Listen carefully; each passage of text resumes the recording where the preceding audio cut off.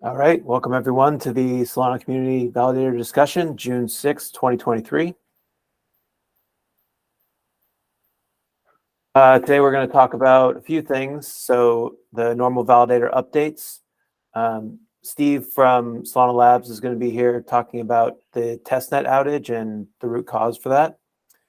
We'll talk a little bit about some events at Breakpoint that are validator specific. Basically just to save the date with more information to come in the future. And the last thing will be a plug for the validator educational workshops. And then, of course, discussion at the end if there's other things people want to bring up. Sorry, 1 second. There's a technical. Okay.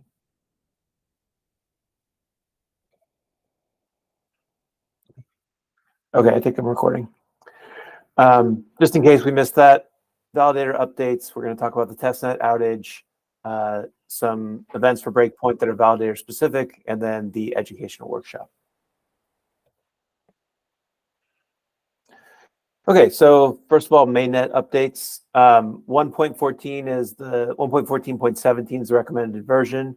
I think almost everyone's upgraded. There might be some RPC servers that have not been. So if you haven't seen the announcement, by epoch 460, which is about a day and a half away, 1.14 is required. Otherwise, your nodes will be forked off for the feature activation for 437 R62 ... The process and the schedule are both here. I'll put these in the notes on the call as well. But we can go and check what this feature activation is in the schedule. So I'll click here for the schedule. Oops, and it'll get tiny. 1 sec.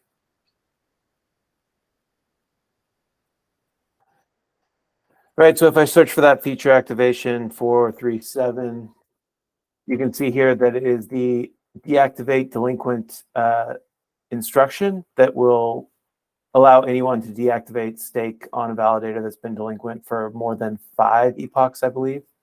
So definitely a good thing for the network and should be activated in the next epoch. Anyway, so that's just a heads up for all operators who are on mainnet, but especially RPC servers tend to be the ones that are updated a little slower. And for anybody who's curious, the process for how feature activations happen, how they, like the process for rolling them out to DevNet, Testnet, and mainnet are described here. So you can take a look at that as well. I'll put these links real quick in the notes.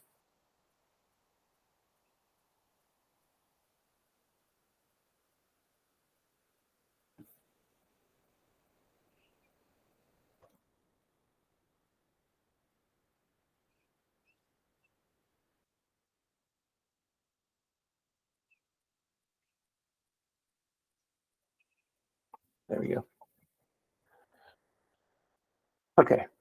For testnet, 1.16.0 is now recommended for all testnet operators. A couple notes for operators. So the accounts index is now on by default. You may experience some high IO because of that. So be aware that should mostly happen at startup. If you experience high IO that's kind of sustained through steady state operations, be sure to mention it in validator support or in the testnet channel, depending on the issue. And we could, someone should hopefully be able to debug and help you out, or either identify the issue or file a bug against the version. Another thing to note, there's been a lot of issues that people have been having with the system clock. So just be aware of what your system clock is. Ideally, you should be using an NTP server to keep your clock in sync. But if your clock tends to fall behind, which most standard hardware clocks do, if you're not using NTP, then you might have issues with gossip, issues with updates. Essentially, the cluster might not think you're updated. Your version of the software has been updated if you're running an old a clock that has drifted behind. So just be aware of that. Check your NTP server. Make sure your clock is up to date with the current time. Any questions about this update or about the accounts index change?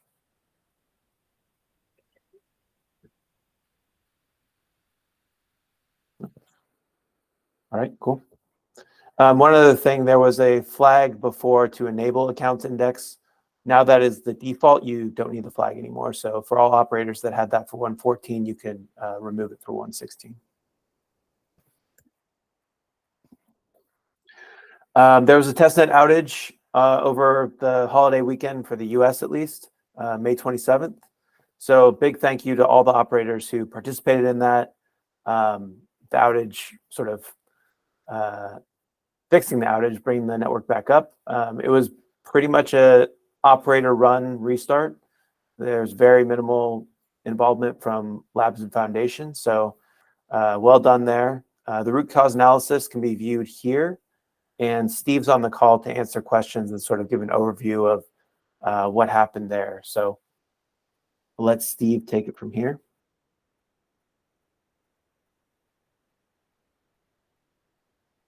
Sorry, resetting panes, but yeah, I guess you guys probably all saw the document.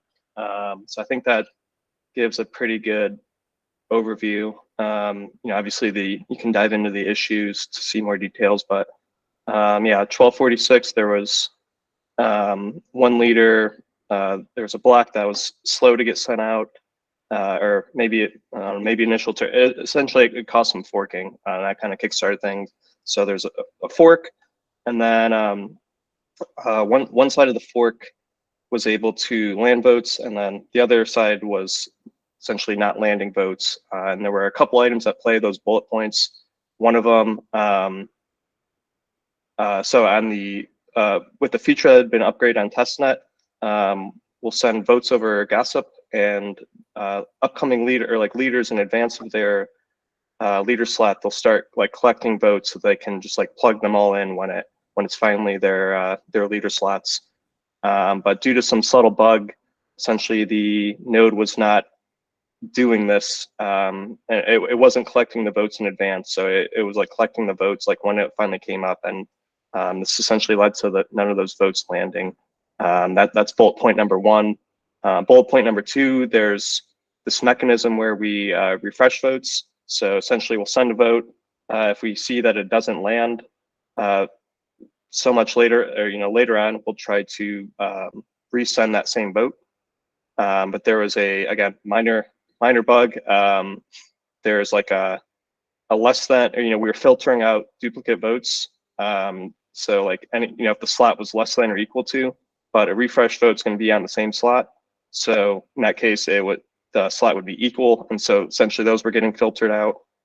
And then I guess eventually that kind of led to bullet point number 3, where some of the refreshes didn't land, and then there's like that 512 block window. Essentially, like nodes can't vote on that fork anymore, and then at that point, some of those nodes are just kind of stuck, and that kind of showed itself. Like there's some amount of stake on one fork, some amount of stake on the other. Again, the one fork was voting and they were continuing to land votes. The other fork was basically unable to switch over to the other fork because they couldn't land any votes. But yeah, again, the important thing to note is, yeah, this was testnet only because this was behind a feature gate. So yeah, like mainnet's not vulnerable. And I guess one other thing, this is pure speculation, but we were at like 10% delinquency leading up to the event. So I don't know, hypothetically, with the refresh votes, there's some bad luck as well. There are like leaders that were offline. So I don't know, maybe the stars align a little bit, but some speculation, maybe if that 10% hadn't been offline, we might have been okay, who knows, but we found some bugs anyway. So looks like Zan has a question. Yeah, just to clarify real quick, I understand refresh being broken could cause a problem. The part I didn't quite understand is if some of the voters were on a dead fork for 500 blocks, surely they must have gone past whatever their lockout interval was. So why was it they couldn't cast fresh new votes on the other fork to rejoin that one? That aspect, I'm not. I mean, is it a protocol issue, or was it just an implementation detail issue where, like, I don't know, something was wedged, and even though they could theoretically switch to the other fork, they just weren't sending those votes out? Yeah, to be honest, I'm not. I would have to double check to give a definitive answer. If Ashwin were here, Ashwin or Brennan, they kind of had the final breakthrough to solve the issue. I think they would both, but they're both out this week, so I got third best person, I guess. But one of them would know for sure. So I'm gonna defer on answering there to avoid saying the wrong thing. But let me double check after the call. Okay, because we know that like validators only wait for 8, for a maximum of lockout of 8. Like that's the maximum they'll go beyond. So they couldn't be locked out for more than 8. Like none of those voters could have, if they were following that algorithm, voted such that they would not be able to vote after 256, blocks. So I don't know why they couldn't vote beyond that is the thing I'd like to understand. But I'll wait for you. Yeah. I mean, we saw like looking at the metrics. So yeah, the refreshes were attempted, but yeah, that was an initial question too. That I had about why they didn't switch forks. It was explained to me, but I forgot it. So again, let me just circle back with you just to avoid saying the wrong thing on a recording. Okay, thank you. Yep. All right. Any other questions about the outage?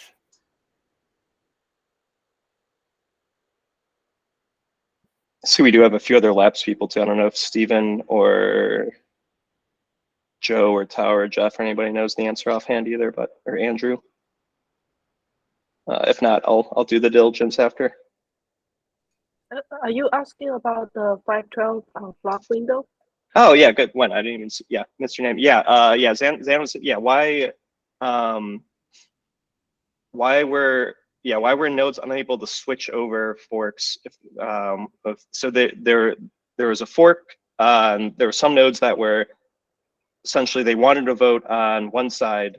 They were unable to land votes on that fork.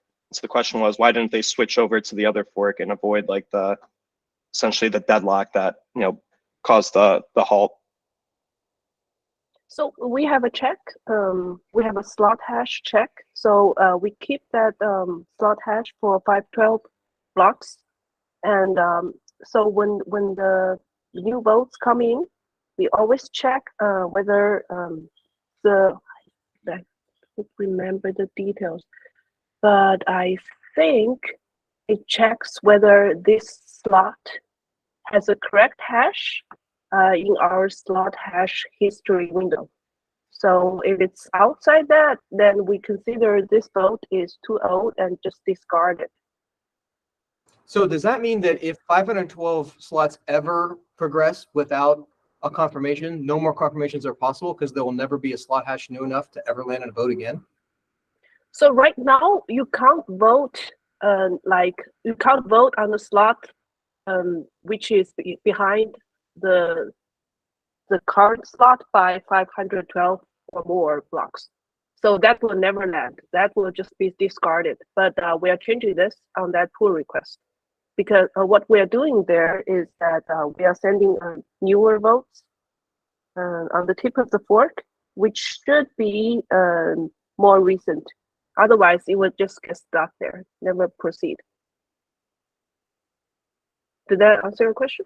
I think so. I think it sounds like the validators were not refreshing their slot hash they would use to submit new votes. They were continuing to use an old slot hash or something like that, which means that none of their votes, once that reference hash became old enough, they couldn't switch. Even though they theoretically could, because they could just pick a new slot hash. They just weren't doing that for whatever reason. That sounds like what you're saying. Yes. So we are checking that we are not accepting votes which are too old. It's a safety check. Okay, thank you. Sure. Great. Thank you, Wen. Any other questions about the outage? Again, just sort of to clarify the point here, this does not affect mainnet. It's a feature gate that's not activated on mainnet, so operators on mainnet should not worry about this being a potential attack vector. All right, get back to the notes. Thank you, Steve. Thank you, Wen, for clarifying.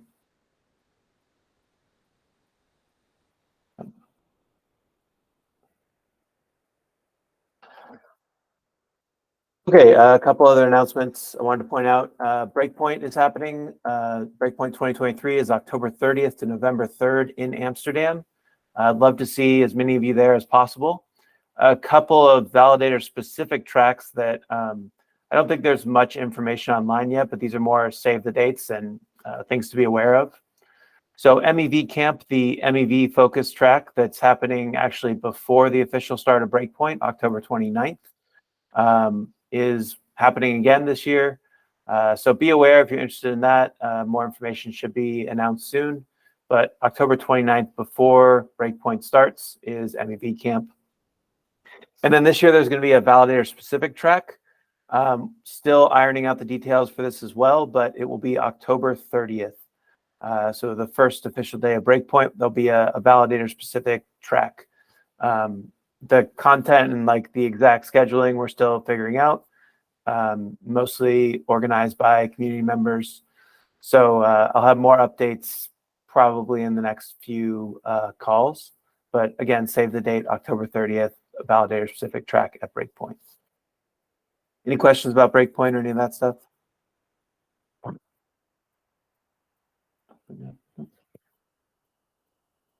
All right, cool. Hope to see all of you there.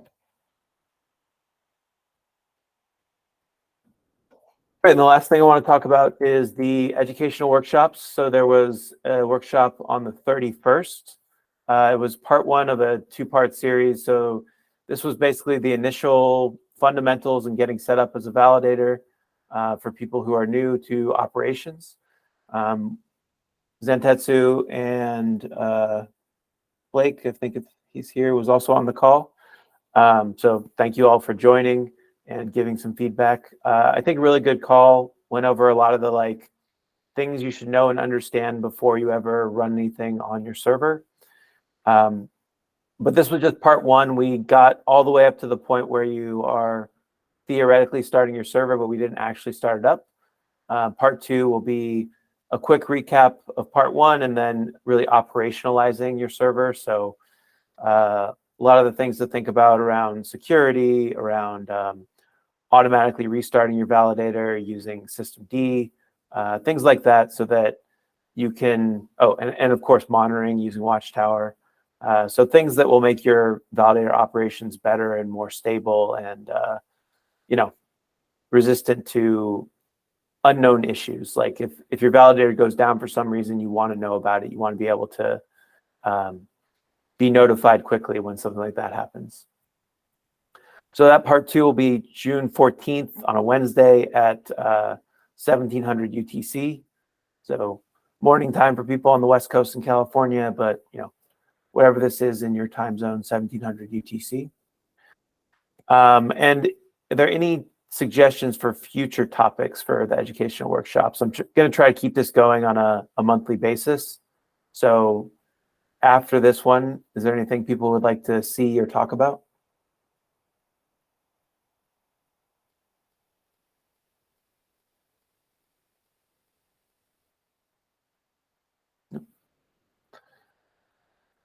All right. Well, if anyone has an idea, please let me know either in Discord or in a future call.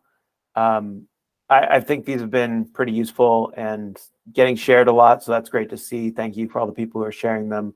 Definitely want to keep it going until we find it not useful, we run out of topics. So any ideas, please let me know before next month.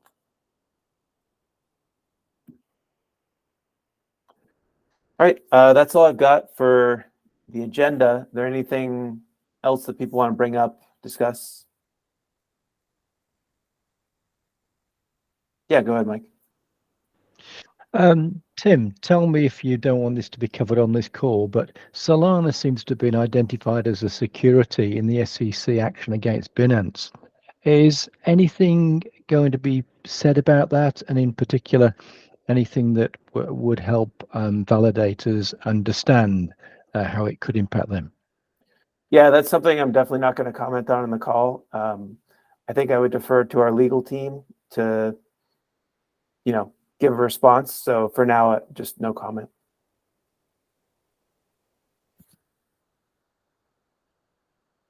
Thank you. Thanks. Any other thoughts or questions? Yeah, Andrew, go ahead. I just wanted to say I do appreciate all the work you're doing here, and I know things can get rough. I know that coming from the Coinbase side at times. So if you ever need any help with anything, we're always here to pitch in. Great, thank you. I appreciate that, and yeah, love to collaborate on some stuff too. So thank you. It's always good to hear. Anybody else? All right, I guess we'll end it there. Thank you all, and see you all in 2 weeks for the later call. Can I ask one question? Sorry. Oh yeah, sorry, go ahead. Since Coinbase just spoke, if there's ever anything that validators can do as stewards of this network to give any evidence or demonstration of, what the network is and how it works and why it might not be a security, let me know. I'm happy to do anything. So I don't know if that helps. It probably doesn't, but I mean, I'll keep that in mind. You're certainly an expert, and I love the blog posts that you've had that are almost timeless at this point. But yeah, I'll reach out if there's ever any questions or any expert opinions that could be shared, as far as like how the networks work. Because to be honest, like from my perspective, and this is my perspective only, not speaking for Coinbase, it's a mess and no one really understands what's going on. So experts like yourself are really key in sharing how these networks work.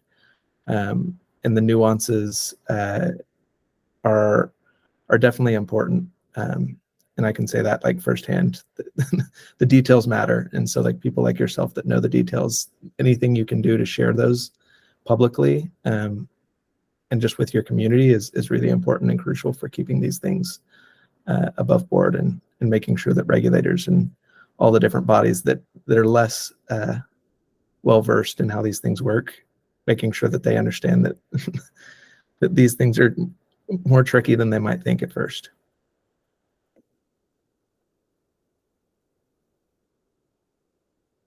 Great. Yeah, go ahead. Just a quick one. Out of curiosity, saw that Ben Hawkins joined the team as head of staking. What's going to be his scope of responsibilities? Will he attend the calls, or maybe he interacts with validators in the future? What's the story here? If it's not a secret to share. Yeah. Oh, sorry, go ahead. Ben's on the call, so Okay. I'll let him respond. Definitely not a secret. Sorry, yeah, I didn't see the.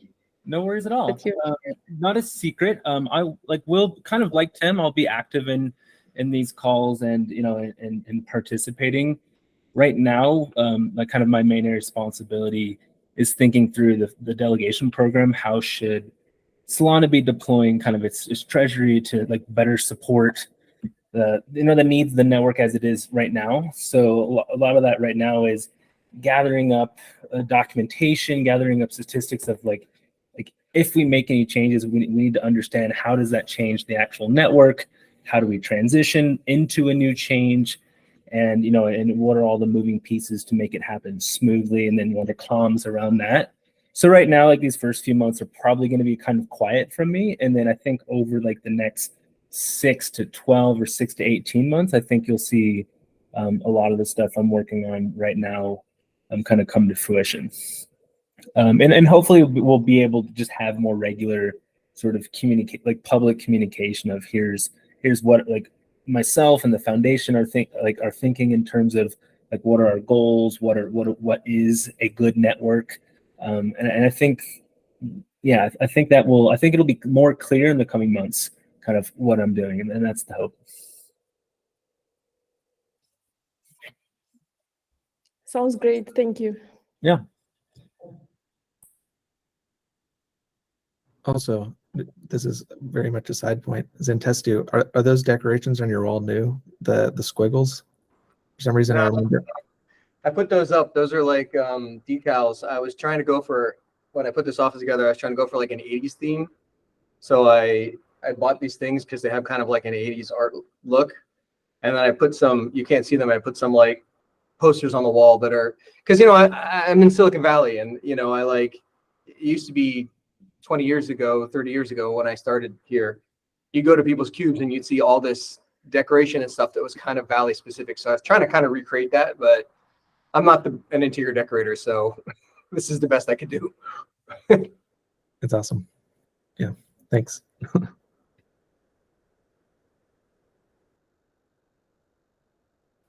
All right, looks like we're all out of questions. Thank you everybody for joining. And like I said, 2 weeks from now will be the later call. So hope to see you all there. Thanks. Bye.